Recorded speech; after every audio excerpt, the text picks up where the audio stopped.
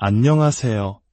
삶의 지혜와 깊은 울림을 나누는 시간입니다. 오늘 우리는 기적이라는 주제에 대해 함께 이야기 나누고자 합니다. 이 은혜로운 말씀을 듣기 전에 혹시 이 메시지가 여러분의 마음에 와닿는다면 구독과 좋아요를 통해 이 말씀을 더 많은 이웃과 나누는 일에 동참해 주시길 부탁드립니다. 여러분의 작은 손길이 누군가에게는 절실한 위로와 희망의 빛이 될 수 있습니다. 주님의 이름으로 이 자리에 함께한 모든 분들을 축복합니다. 혹시 오늘 처음 이 이야기를 접하시거나 오랜만에 신앙에 대한 이야기를 듣는 분이 계실지도 모르겠습니다. 혹은 특정 종교를 가지고 있지 않거나 과거에는 신앙이 있었지만 지금은 조금 멀어진 분도 계실 겁니다. 그런 분들께서는 기적이라는 주제가 조금은 낯설거나 불편하게 느껴질 수도 있습니다. 어쩌면 나는 기적 같은 건 믿지 않는데 이건 나와 상관없는 이야기 아닐까? 하고 생각하실지도 모릅니다. 만약 여러분이 기적에 대해 회의적인 마음을 가지고 계시다면 그것은 지극히 정상적이고 합리적인 생각입니다. 기적을 의심하는 데에는 충분히 타당한 이유가 있습니다. 왜냐하면 기적이란 단순히 드물게 일어나는 특별한 사건이 아니기 때문입니다. 예를 들어 골프에서 홀인원을 하는 것은 아주 드문 일이지만 기적은 아닙니다. 누군가 내 생일을 기억해주는 것이 기적처럼 느껴질 때도 있지만 그것 역시 기적이라기보다는 놀랍고 고마운 일에 가깝습니다. 기적을 믿기 어려운 근본적인 이유는 기적이 단순히 특이한 일의 차원을 넘어 사실상 불가능한 일에 속하기 때문입니다. 그래서 기적에 회의적인 태도를 갖는 것은 여러분이 이성적인 사고를 하고 있다는 증거이기도 합니다. 제가 생각하는 기적의 정의는 이렇습니다. 기적이란 자연의 법칙이 일시적으로 중단되거나 역전되는 현상이다. 우리가 사는 이 우주는 자연 법칙의 지배를 받습니다. 이 법칙 덕분에 과학이 발전할 수 있었고 세상이 어느 정도 예측 가능하게 돌아갑니다. 우리는 이 법칙에 갇혀 있다고도 볼 수 있습니다. 그렇기에 자연 법칙을 거스르는 기적이라는 개념을 거부하는 것은 매우 이성적이고 논리적인 판단입니다. 여러분이 기적을 의심한다고 해서 전혀 이상할 것이 없습니다. 하지만 이 모든 합리적인 의심에도 불구하고 기독교는 그 시작부터 기적이 실제로 가능하다고 믿어왔습니다. 예수 그리스도로부터 시작된 기독교 신앙의 중심에는 바로 이 기적에 대한 믿음이 자리 잡고 있습니다. 그렇다면 그리스도인들은 이 불가능해 보이는 것을 믿는 것일까요? 그 이유는 우리가 믿는 하나님이 바로 예수님을 통해 우리에게 계시된 창조주 하나님이시기 때문입니다. 우리는 하나님께서 이 우주와 자연 법칙 자체를 만드신 분이라고 믿습니다. 그렇기에 그분은 자신이 만드신 법칙에 밖에 계시며 당신의 뜻과 계획에 따라 언제든지 그 법칙에 개입하실 권한을 가지고 계십니다. 그렇다면 예수님을 따르는 제자가 되기 위해 우리는 반드시 믿어야 하는 기적이 있을까요?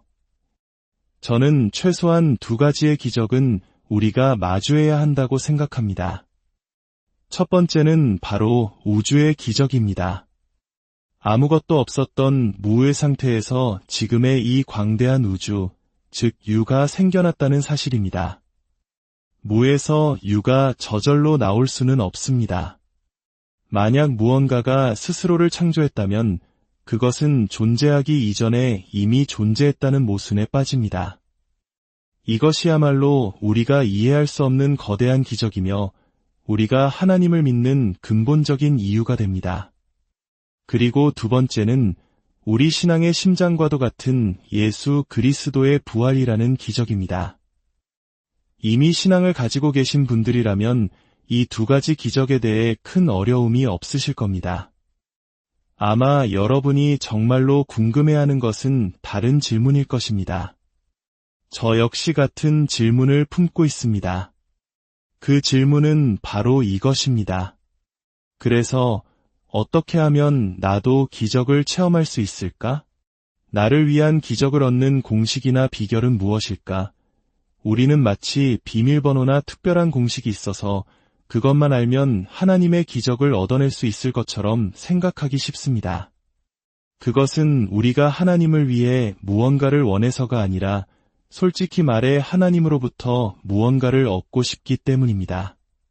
때로는 나 자신이 아니라 내가 사랑하는 다른 사람을 위해 간절히 기적을 구하기도 합니다.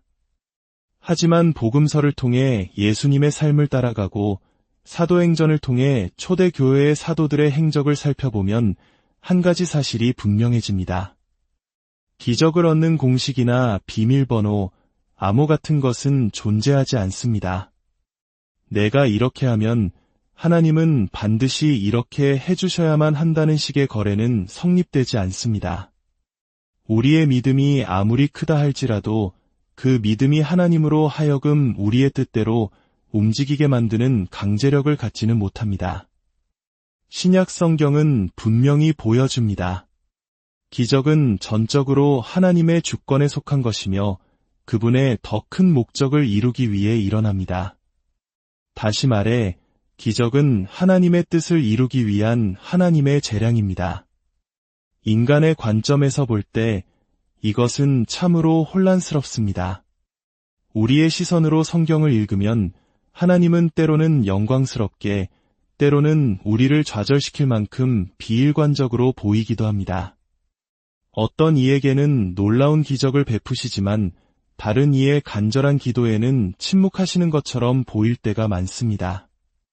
하지만 하나님의 이러한 비일관성을 가장 가까이에서 맨 앞줄에서 직접 겪었던 성경 속 인물들은 놀랍게도 끝까지 믿음을 지켰습니다. 그들의 믿음은 하나님께서 자신의 개인적인 문제에 개입해 주실 것이라는 기대에 뿌리내리고 있지 않았기 때문입니다.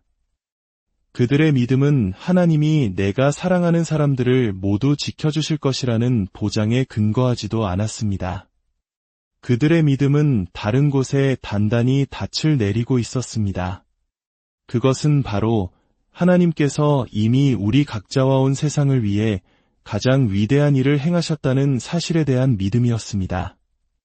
하나님께서는 당신의 아들 예수 그리스도를 이 땅에 보내셔서 하나님이 어떤 분이신지를 보여주셨고 우리의 죄를 대신하여 십자가를 지셨으며 우리와 하늘에 계신 아버지 사이를 가로막던 죄의 담을 허무셨습니다. 예수님은 우리가 하나님을 그저 막연하고 두려운 주권자가 아니라 사랑이 많으신 하늘 아버지로 관계 맺을 수 있도록 길을 열어주셨습니다. 이 깊은 진리를 완벽하게 보여주는 신약 성경의 한 이야기가 있습니다. 이 이야기는 혼란스럽고 긴박하며 수많은 사건들이 얽혀 있지만 바로 그 속에서 우리가 살아가는 믿음의 긴장감을 생생하게 드러냅니다. 예수님께서 부활하신 후 그분의 제자들은 예루살렘 거리로 나아가 담대하게 복음을 선포하기 시작했습니다. 하나님께서 이 세상을 위해 놀라운 일을 행하셨습니다. 그분이 약속하신 메시아를 보내셨습니다. 그들은 군중을 향해 거침없이 외쳤습니다. 여러분은 바로 그 메시아를 십자가에 못 박았지만 하나님께서는 그를 다시 살리셨습니다. 우리는 부활하신 그분을 직접 보았습니다. 이제 회개하십시오. 부활의 목격자들의 생생한 증언을 통해 수많은 사람들이 예수님을 믿게 되었고 예루살렘의 교회가 탄생했습니다. 하지만 동시에 예수님을 십자가에 못 박았던 종교 지도자들과 권력자들의 저항도 즉시 시작되었습니다. 그들은 나사렛 예수라는 골칫거리가 끝났다고 생각했지만 이제 그의 제자들이 부활을 외치며 더 큰 움직임을 만들어내고 있었습니다. 초대교회에서 가장 영향력 있는 설교자 중 한 사람은 스데반이라는 인물이었습니다. 그의 강력한 메시지는 종교 지도자들을 격분시켰고 그들은 정식 재판 절차도 없이 그를 성 밖으로 끌고 가 돌로 쳐 죽였습니다. 로마 당국은 이 불법적인 처형을 눈감아 주었고 이를 기점으로 예루살렘의 예수님을 따르는 이들에 대한 본격적인 박해가 시작되었습니다. 하나님의 말씀을 힘있게 전하던 스데반을 위한 기적은 없었습니다. 오히려 그의 죽음은 끔찍한 박해의 도화선이 되었습니다. 사도행전의 저자인 누가는 그날 이후 교회에 큰 박해가 일어났다고 기록합니다. 그런데 여기서 기독교 역사에 놀라운 반전이 일어납니다.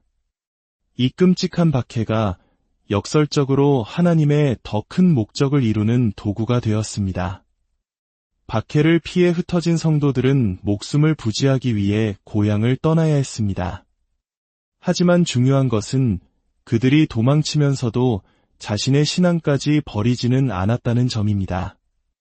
그들은 믿음을 품에 안고 흩어졌습니다. 그들은 페니키아, 키프로스, 그리고 수백 킬로미터 떨어진 안디옥까지 흩어져 유대인들에게 예수님에 대한 복된 소식을 전했습니다. 그리고 안디옥에서는 몇몇 사람들이 유대인이 아닌 이방인, 즉 헬라인들에게도 복음을 전하기 시작했습니다. 주님의 손이 그들과 함께 하셨고 수많은 이방인들이 주님께로 돌아와 믿음을 갖게 되었습니다. 보십시오. 예수님의 부활이라는 위대한 사건 뒤에 스데반의 순교와 끔찍한 박해라는 비극이 따랐습니다.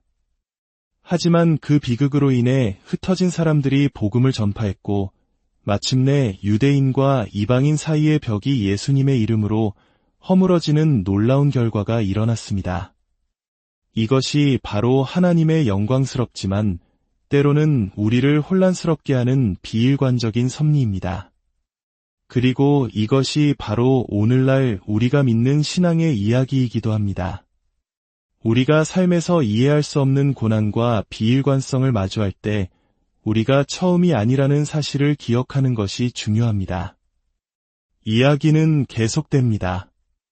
당시 유대 땅을 다스리던 헤롯 아그리빠 왕이 교회에 속한 사람들을 박해하기 시작했습니다. 그는 예수님의 12제자 중 한 사람이자 요한의 형제인 야고보를 붙잡아 칼로 목베어 죽였습니다. 예수님의 핵심 제자 중 한 사람이 허무하게 죽음을 맞이한 것입니다. 이 소식은 초대교회에 엄청난 충격을 주었습니다. 야고보를 위한 기적도 일어나지 않았습니다. 흥미롭게도 그의 동생인 요한은 12제자 중 유일하게 순교하지 않고 아주 나이가 들어 평화롭게 죽음을 맞이했습니다. 하나님의 놀랍고 혼란스러우며 때로는 우리를 좌절시키는 비일관성입니다. 헤롯 왕은 야고보를 처형한 것이 유대 지도자들의 환심을 사는 것을 보고 더 큰 임무를 제거하기로 마음먹습니다. 그는 당시 교회의 최고 지도자였던 베드로를 체포했습니다. 베드로만 제거하면 이 새로운 종교운동의 싹을 완전히 잘라버릴 수 있을 것이라 생각한 것입니다. 헤롯은 베드로를 감옥에 가두고 4명씩 4조로 이루어진 총 16명의 군인에게 철통같이 지키게 했습니다. 유월절이 끝난 뒤에 그를 공개적으로 처형할 계획이었습니다. 하지만 교회는 어떻게 했을까요? 성경은 교회는 그를 위하여 간절히 하나님께 기도하더라고 기록합니다. 그들은 한 집에 모여 베드로를 위한 기적이 일어나기를 밤낮으로 기도했습니다. 마침내 헤롯이 베드로를 처형하기로 한 전날 밤이 되었습니다. 베드로는 두 군인 사이에서 2개의 쇠사슬에 묶인 채 잠들어 있었습니다. 놀랍게도 그는 죽음을 앞두고 잠을 자고 있었습니다. 문 앞에도 파수꾼들이 지키고 있었습니다. 그때 갑자기 주님의 천사가 나타나 감옥 안을 빛으로 환하게 비추었습니다. 천사는 잠든 베드로의 옆구리를 쳐 깨우며 말했습니다. 급히 일어나라. 그러자 쇠사슬이 그의 손목에서 저절로 풀렸습니다. 베드로는 나중에 이 모든 일이 꿈인 줄 알았다고 회상했습니다. 정신을 차려보니 그는 감옥 밖 한밤중의 거리에 홀로 서 있었습니다. 그는 성도들이 모여 기도하고 있는 집으로 향했습니다. 그가 문을 두드리자 로데라는 여자아이가 나왔습니다. 아이는 베드로의 목소리를 듣고 너무나 기쁜 나머지 문을 열어주는 것도 있고 안으로 달려들어가 외쳤습니다. 베드로가 문 밖에 서 있어요. 그들은 무엇을 위해 기도하고 있었습니까? 바로 베드로의 석방을 위한 기적을 위해 기도하고 있었습니다. 하지만 기적이 실제로 눈앞에 나타나자 그들의 반응은 어땠을까요? 그들은 로데에게 말했습니다. 내가 미쳤구나. 부활하신 예수님을 직접 눈으로 보았던 이들조차도 기적이 일상적인 일이 아니었음을 보여주는 장면입니다. 기적은 예측할 수 없었고 그들은 단지 하나님의 뜻과 목적을 알지 못한 채 간절히 기도했을 뿐입니다. 그들은 우리와 똑같았습니다. 그들은 헤롯에게 형제인 야고보를 잃었고 종교 지도자들에게 스데반을 잃는 개인적이고 고통스러운 상실을 경험했습니다. 그래서 그들은 베드로가 살아 돌아온 것을 보고 놀라워했다고 성경은 기록합니다. 하나님께서 그들의 기도에 응답하셨지만 그들은 오히려 놀랐던 것입니다. 그 후 어떻게 되었을까요? 헤롯 아그리빠 왕은 베드로를 처형한 지 1년도 채 되지 않아 갑작스러운 죽음을 맞이했습니다. 베드로가 기도하던 집의 주인이었던 마리아의 아들 요한 마가는 나중에 사도들과 함께 여행하며 베드로의 증언을 바탕으로 마가복음을 기록했습니다. 야고보의 동생 요한은 요한복음을 썼습니다. 그리고 기적적으로 감옥에서 풀려났던 베드로는 여러 지역을 다니며 복음을 전하고 교회를 굳건히 세우다가 결국 로마에서 체포되어 십자가에 못 박혀 순교했습니다. 이번에는 그를 위한 기적이 일어나지 않았습니다. 전승에 따르면 그는 내가 어찌 나의 주님과 같은 방식으로 죽을 수 있겠는가라며 거꾸로 십자가에 매달리기를 자청했다고 합니다. 이들은 우리에게 분명히 말해줄 것입니다. 기적은 가능하지만 예측할 수는 없다고 말입니다. 그리고 가장 중요한 것은 우리의 믿음과 신실함을 위해 기적이 반드시 필요한 것은 아니라는 사실입니다. 그들은 기적이 하나님의 더 큰 목적을 이루기 위한 그분의 주권적인 재량에 달려있다는 현실을 온몸으로 받아들였습니다. 그렇다면 우리는 어떻게 해야 할까요? 이야기 속 인물들은 우리에게 이렇게 말할 것입니다. 그럼에도 불구하고 여러분의 모든 간구와 소원을 하나님께 아뢰십시오. 여러분은 하나님께 무엇이든 구하고 간청할 자유가 있습니다. 사도 바울은 자신을 끊임없이 괴롭히던 육체의 가시를 제거해달라고 3번이나 간절히 기도했지만 하나님의 응답은 아니오였습니다. 하지만 바울은 그 경험을 통해 오히려 하나님의 은혜가 약한 데서 온전해짐을 깨달았습니다. 베드로는 우리에게 이렇게 권면했습니다. 너희 염려를 다 주께 맡기라. 이는 그가 너희를 돌보심이라. 결과가 어떻게 될지 알 수 없더라도 오직 하나님만이 하실 수 있는 일을 그분께 구하는 것 자체가 하나님께 영광을 돌리는 행위입니다. 그 과정 속에서 우리의 믿음은 더욱 깊어지고 단단해집니다. 그리고 기억하십시오. 우리는 하나님과 흥정하거나 거래할 필요가 없습니다. 하나님은 우리의 하늘 아버지이시기 때문입니다. 우리는 그저 구하면 됩니다. 예수님께서는 십자가를 지시기 전 겟세마네 동산에서 우리에게 어떻게 기도해야 하는지 몸소 보여주셨습니다. 그분은 다가올 끔찍한 고난을 아시고 이렇게 기도하셨습니다. 아버지여, 만일 아버지의 뜻이거든 이 잔을 내게서 옮기시옵소서. 그러나 나의 원대로 마시옵고 아버지의 원대로 되기를 원하나이다. 이것은 체념이나 회피가 아닙니다. 이것이 바로 창세로부터 이어진 신앙의 본질이며 우리 구주께서 보여주신 기도의 모범입니다. 예수님께서는 체포당하시고 채찍질당하시고 조롱당하시고 십자가에 못 박히셨습니다. 그 끔찍한 고통은 하나님의 목적을 이루는 과정이었습니다. 기적은 하나님의 주권 아래 그분의 목적을 이루기 위해 일어납니다. 그리고 우리는 그것으로 괜찮습니다. 왜냐하면 그분은 우리를 사랑하시는 하나님 아버지이시기 때문입니다. 그분은 십자가를 통해 이미 우리를 향한 변치 않는 사랑과 돌보심을 증명하셨습니다. 우리는 그분이 우리의 기도를 들으시고 우리의 사정을 아시며 우리를 돌보신다는 확신을 가지고 모든 염려를 그분께 맡길 수 있습니다. 우리가 그분의 뜻과 목적에 우리 자신을 내어드릴 때, 우리의 믿음이 그분의 신실하심과 만날 때 우리 안에서 놀라운 일이 일어나며 우리의 삶은 세상 속에서 그 어느 때보다 밝은 빛을 발하게 될 것입니다. 이것이 바로 예수님을 따른다는 것의 의미이며 우리 모두에게 주어진 위대한 초대입니다.